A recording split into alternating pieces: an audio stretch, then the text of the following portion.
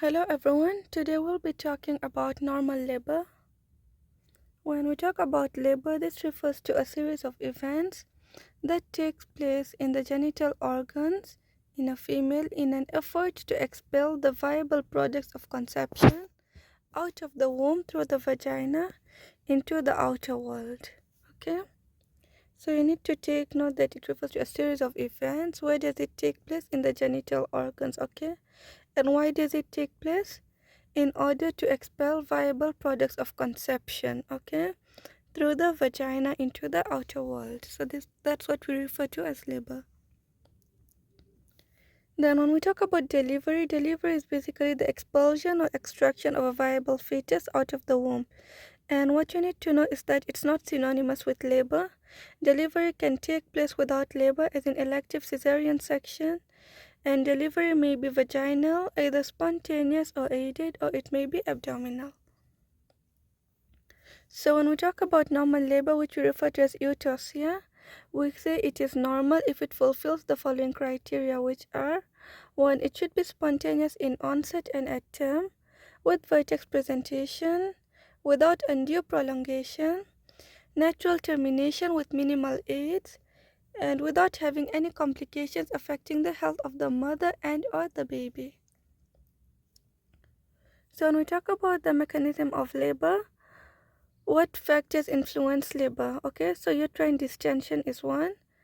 So what happens here is the stretching effect on the myometrium by the growing fetus and the liquor-amnion can explain the onset of labor, okay, especially in twins or in polyhydramnios.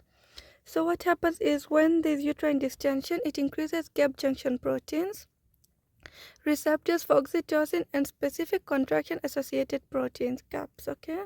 Then there's also a fetal-placental contribution. So there's a cascade of events that activate fetal hypothalamic pituitary adrenal axis prior to the onset of labor. So increase in CRH or corticotropin releasing hormone leads to an increase in release of ACTH, which goes and acts on the fetal adrenals, which increase cortisol secretion. So when that happens, there's accelerated production of estrogen and prostaglandins from the placenta. Then when we talk about estrogen, how does it affect labor? The probable mechanisms are: increases the release of oxytocin from the maternal pituitary gland, promotes the synthesis of myometrial receptors for oxytocin by 100 to 200 folds, prostaglandins, and increase in gap junctions in myometrial cells, then accelerates lysosomal disintegration in the decidual and amnion cells, resulting in increased prostaglandin PGF2 alpha synthesis. Also stimulates the synthesis of myometrial contractile protein ectomyosin through cyclic AMP, then increases the excitability of the myometrial cell membranes. Then how does progesterone act on labor? It increases fetal production of dehydroepiandrosterone sulfate DHEAS, and cortisol inhibits the conversion of fetal pregnenolone to progesterone. Progesterone levels therefore result in a fall before labor, and it is the alteration in estrogen to progesterone ratio rather than the fall in the absolute concentration of progesterone, which is linked with prostaglandin synthesis. Then prostaglandins, so these are the important factors which initiate and maintain labor. The major sites of synthesis of prostaglandins are the amnion, chorion, decidual cells, and the myometrium. Then their synthesis is triggered by rise in estrogen levels, glucocorticoids, mechanical stretching in late pregnancy, increase in cytokines interleukin 1, 6, and TNF, infection, vaginal examination, separation or rupture of the membranes. So what prostaglandins do is they enhance the gap junctions, intermembranous gap between two cells through which stimulus flows, so it enhances the gap junction formation. So when we talk about true labor pains, you may have noticed that there is a woman that may come and say that I'm having abdominal pains or lower back pain and all that. However, we say it may not be labor or this may be related to labor. So what do we base that on? So 1. Uterine contractions at regular intervals. 2. Frequency of contractions increase gradually. Intensity and duration of contraction increases progressively. They're associated with show. So that refers to a mucoid discharge that may be mixed with blood, progressive effacement and dilatation of the cervix, descent of the presenting part, formation of the bag of four waters, and it's not relieved by enema or sedatives. Now let's talk about the stages of labor.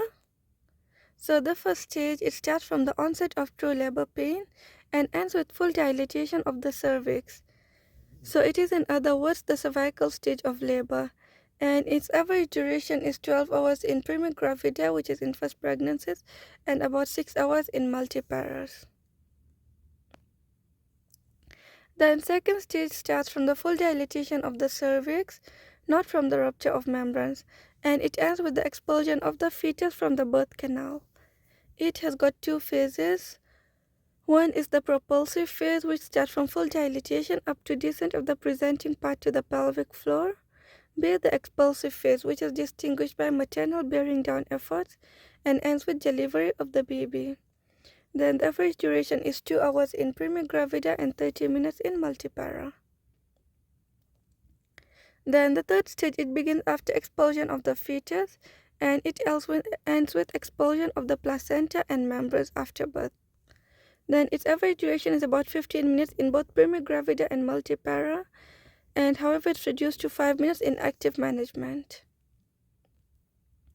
Then the fourth stage, this is the stage of observation for at least 1 hour after expulsion of the afterbirths. During this period, general condition of the patient and the behavior of the uterus are to be carefully monitored. So now let's talk about the stages of labor in a bit more detail. So the first stage is chiefly concerned with the preparation of the birth canal, so as to facilitate expulsion of the fetus in the second stage.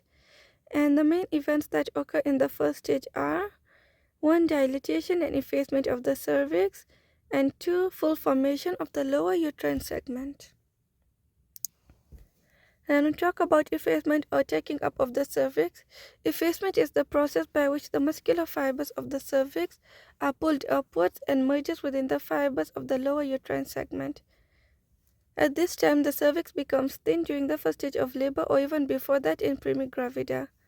And in prima gravida, effacement precedes dilatation of the cervix, whereas in multipara both occur simultaneously. There is the expulsion of the mucus plug that's caused by effacement. Then events in the second stage. So second stage begins with the complete dilatation of the cervix and it ends with expulsion of the fetus. So this stage is concerned with the descent and delivery of the fetus through the birth canal. The second stage has got two phases, which is the propulsive, which from full dilatation until the head touches the pelvic floor, and expulsive, since the time the mother has an irresistible desire to bear down and push until the baby is delivered. Then events in third stage of labor. So third stage of labor comprises the phase of placental separation, its descent to the lower segment, and finally its expulsion with the membranes.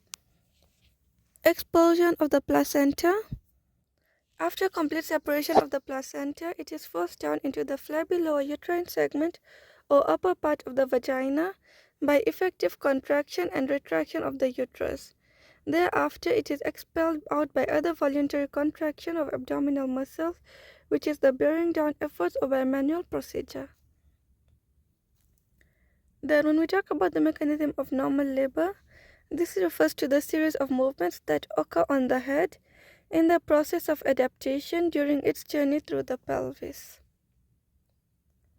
So the principal movements that occur are 1. Engagement, descent, flexion, internal rotation, crowning, extension, restitution, external rotation, and expulsion of the trunk. So these movements are described separately, but in reality the movements, at least some, they may actually occur simultaneously. We can talk about the above movements in a separate video.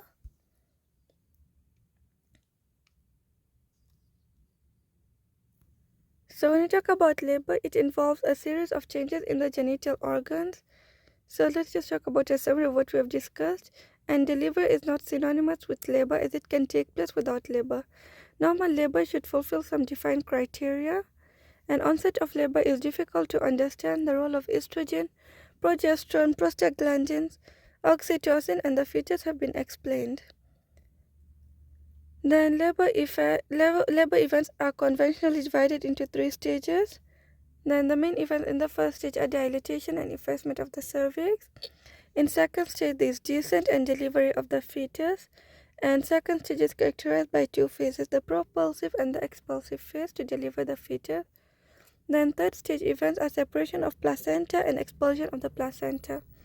Lower uterine segment is usually formed mainly during the first stage of labor. Then mechanism of labor involves a series of movements on the head in the process of adaptation during its passage through the pelvis. Diagnosis of labor. True labor pains include regular painful uterine contractions, progressive cervical dilatation and effacement, and a show. Then progressive descent of the fetal head is assessed abdominally in terms of fifth and also on vaginal examination. Successful labor and delivery is dependent on complex interactions of 3 variables, which we call the 3Ps. Power, which is the uterine contractions, passenger, which is the fetus, and passage, which is the pelvis. Bartograph is used to record labor events.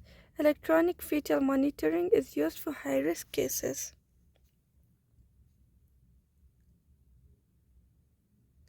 The first stage of labor, it starts from the onset of true labor pains and ends with full dilatation of the cervix. Its average duration is 12 hours in primigravida and 6 hours in multipara. Now, when we talk about the first stage, it consists of 2 phases. So, there is a latent phase which refers to dilatation up to 3 centimeters and active phase which is dilatation from 4 to 10 centimeters. And this stage is chiefly concerned with dilatation and effacement of the cervix. The stage is clinically manifested by progressive uterine contractions, dilatation and effacement of the cervix, and ultimate rupture of the membranes. Maternal and fetal conditions remain unaffected except during uterine contractions. So when we talk about management of the first stage of labor, it consists of 1. Non-interference with watchful expectancy. Woman is given encouragement, emotional support, and adequate pain relief during the entire course of labor. 3. Monitoring carefully the progress of labor, maternal condition, and fetal behavior so as to detect any deviation from the normal, and the partograph is maintained. Then second stage of labor, this starts from full dilatation of the cervix and ends with expulsion of the fetus. Its average duration is 2 hours in primigravida and 30 minutes in multipara. The stage concerns with the descent and delivery of the fetus through the birth canal. This stage is clinically manifested by increased frequency and intensity of uterine contractions with appearance of bearing down efforts which result in expulsion of the fetus. The mother may show features of exhaustion in this stage. So principles of management of the second stage of labor are to assist in the natural expulsion of the fetus slowly and steadily, and to prevent perineal injuries during conduction of delivery. Head is delivered slowly in between contractions. Flexion is maintained all through so that smaller diameter of the head stretches the perineum. This, along with timely episiotomy, which is in selective cases, prevents perineal laceration. I've made a separate video on episiotomy which you can check out. Shoulders are delivered slowly with the next contraction. Immediate care of the newborn includes clearing of the air passage and eyes, clamping and ligaturing of the umbilical cord, and abgas scoring. The third stage of labor begins after the expulsion of the fetus, and it ends with expulsion of the placenta and membranes. Its average duration is 15 minutes. Others would even put it at 15 to 30 minutes if you are not managing it actively. The stage concerns with placental separation and its expulsion. The separation is achieved by marked reduction in the uterine surface area of the placental site following delivery due to retraction.